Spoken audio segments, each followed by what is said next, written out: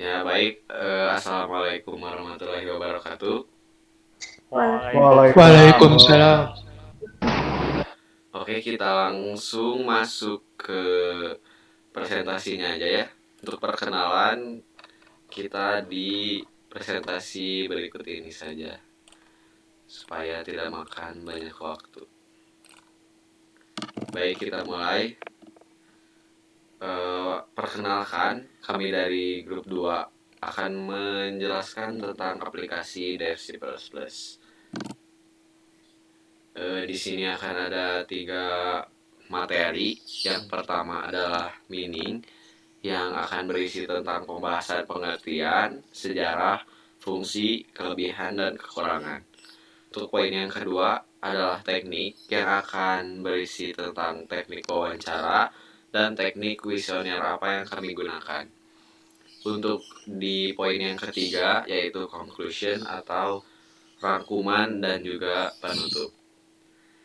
Baik, untuk anggota kelompoknya ada Gailian Syekh Ramadan sebagai ketua, saya sendiri Imam Fauzi sebagai anggota, ada juga Agus Triana, Ramiadin Misbah Aimar, Sultan Akmal Maulana, dan yang terakhir Sifa Fauzia Thohir. Untuk pembahasan yang pertama adalah meaning, yaitu pengertian dari sejarah, fungsi, kelebihan, dan kekurangannya. Untuk pengertian sendiri akan dibacakan oleh Sifa Fauzia Tahir. Kepada Sifa, waktu dan tempat saya persilahkan. Oke, terima kasih Imam Fauzi. Di sini saya akan menjelaskan pengertian dari DevC++. Apa sih DevC++ itu? DevC++ itu adalah sebuah IDE atau Integrated Development Environment C atau C++ yang sudah dilengkapi dengan TDM, GCC Compiler, bagian dari GNU Compiler Collection atau GCC. DevC++ merupakan IDE gratis dan full fitur yang didistribusikan di bawah lisensi GNU General Public License untuk pemrograman C dan C++. IDE sendiri adalah lembaga terpadu untuk pengembangan program. Next. Selanjutnya ada sejarah dari DevC++. Bloodsheet Software atau Khaled Netflix adalah orang yang pertama kali mengembangkan program ini. Mulai 22 Februari 2005, proyek ini tidak terasa aktif tanpa beta yang diposting atau versi terbaru yang dirilis. Dalam sebuah posting forum tahun 2006, pengembang utama Khaled Netflix menyatakan bahwa ia sibuk dengan masalah kehidupan nyata dan tidak punya waktu untuk melanjutkan pengembangan DevC++. Lalu, pengembang selanjutnya Embarcadero sejak 2020. Terima kasih. Baik, terima kasih Sifa Fauzia Tahir. Dan selanjutnya untuk fungsi akan dibacakan oleh Sultan Akmal Maulana. Kepada Sultan, saya persilahkan. Baik, terima kasih Imam Fauzi. Fungsi DevC++ sendiri yaitu menulis program atau source code, mengomplikasi program, compile, melakukan pengujian program, debugging, mengaitkan objek dan library ke program, linking, menjalankan program, running. Next. Lalu kelebihan dan kekurangan DevC++ yaitu kelebihan bisa mengganti warna tulisan, tema dan background-nya, tampilannya terkesan lebih menarik dan dapat berjalan di 640 bit tanpa memerlukan aplikasi tambahan. Lalu kekurangannya yaitu proses compile-nya yang akan memerlukan waktu yang cukup lama jika programnya panjang. Terima kasih. Ya baik, terima kasih. Untuk selanjutnya adalah tentang versi aplikasi yang akan disampaikan oleh Ramiadin Misbah Aimar. Kepada Ramiadin, saya persilahkan. Versi aplikasi ada 3 yaitu WXDev C++ versi, Orwell versi, Embarcadero versi. WX Del C++ versi adalah tim pengembangan yang telah mengambil Del C++ dan menambahkan fitur baru seperti dukungan untuk beberapa kompilasi dan desainer RAD untuk aplikasi WX Widget. Orwell versi pada 30 Juni 2011, versi tidak resmi 4.9.9.3 dari Dev C++ dirilis oleh Orwell, seorang programmer independen yang menampilkan kompilator GCC 4.5.2 yang lebih baru. Sumber daya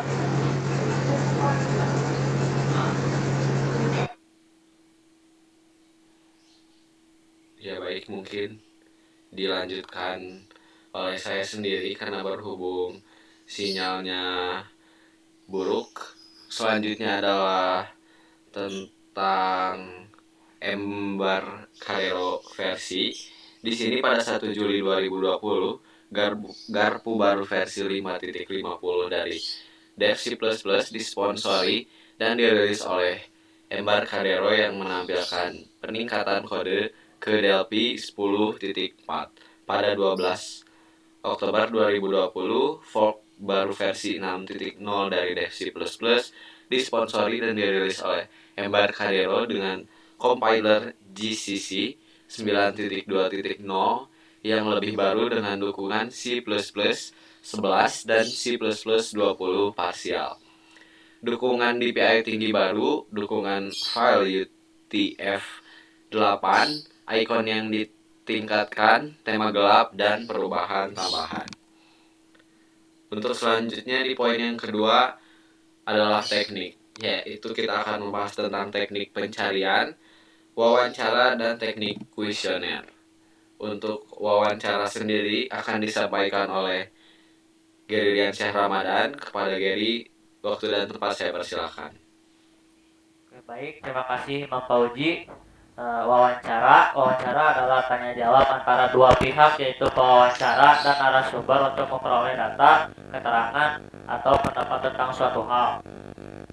Yang satu, menentukan orang yang akan menjadi narasumber. Di sini orang yang diwawancarai adalah Fardan Faturrahman. Kemudian step 2, tetapkan tujuan wawancara. Tujuan wawancara untuk mendapatkan informasi dari narasumber terkait bagaimana pembuatan dan spesifikasi perangkat lunak yang telah dibuat. Kemudian step 3, pengembangan pertanyaan wawancara. Berikut ada beberapa pertanyaan yang akan ditanyakan saat wawancara. Yang pertama, Dev C++ biasanya digunakan untuk apa? Yang kedua, kapan pertama kali Anda menggunakan Dev C++? Yang ketiga, selain Dev C++, aplikasi apa saja yang kamu ketahui untuk mengcoding? Kemudian yang keempat, apakah Dev C++ membantu Anda membuat program atau aplikasi? Kemudian step 4, persiapan dan melakukan wawancara. Wawancara dilakukan pada tanggal 19 Juli 2021 karena situasi dan kondisi negeri kita sedang dilanda pandemi dan karena sedang diberlakukan PPKM. Jadi wawancara dilakukan secara online menggunakan Google Meet. Next. Nah, berikut adalah dokumentasi wawancara. Dokumentasi ini diambil ketika sedang melakukan wawancara via Google Meet karena kondisi PPKM. Next.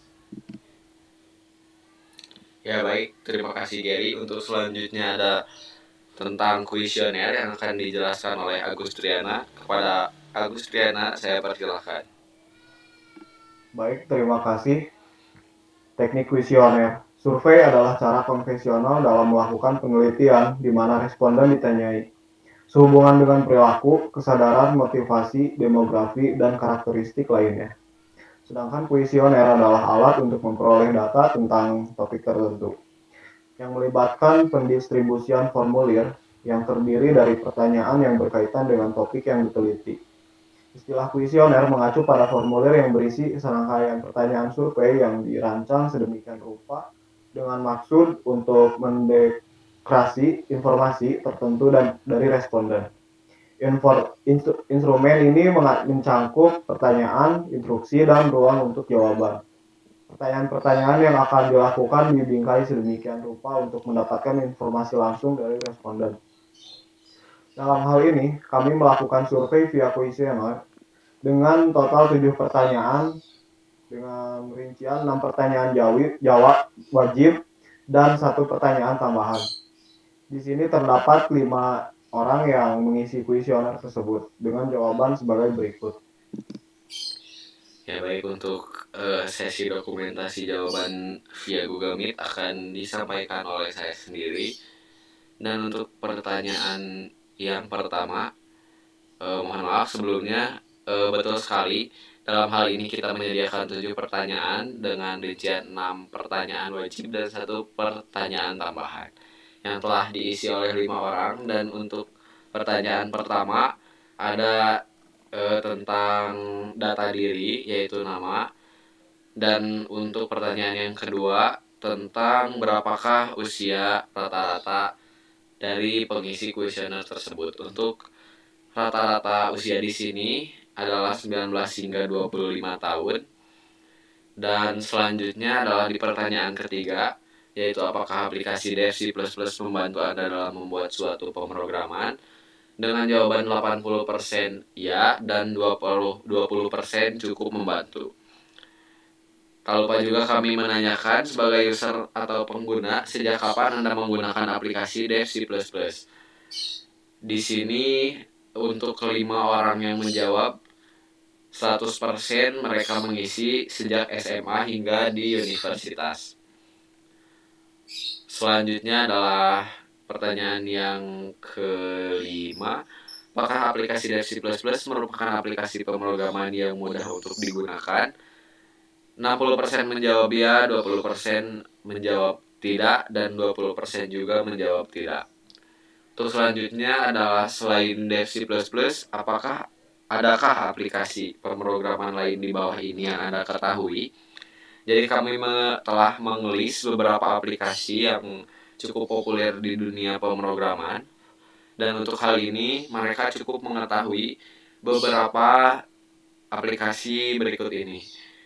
Ada yang mengetahui Notepad++, Visual Code Studio, Sublime Text, Gedit, ada juga NextBeans, ada juga Vim, ada juga Xcode, ada Python, dan sebagainya. Oke, kita sudah sampai di conclusion atau rangkuman dan penutup. Untuk rangkuman akan disampaikan oleh Agus Triana. Kepada Agus, saya persilakan. Baik, terima kasih. Kesimpulan yang dapat diambil adalah bahwa aplikasi Dev C++ cukup membantu utamanya di kalangan mahasiswa dalam mengerjakan tugas maupun melakukan pemrograman mandiri di era digital seperti ini. Selain dapat digunakan untuk hal tersebut, Dev C++ juga ternyata dapat digunakan untuk bisnis, dan berdasarkan survei kami pun mereka cukup terbantu dengan adanya aplikasi ini. Terima kasih.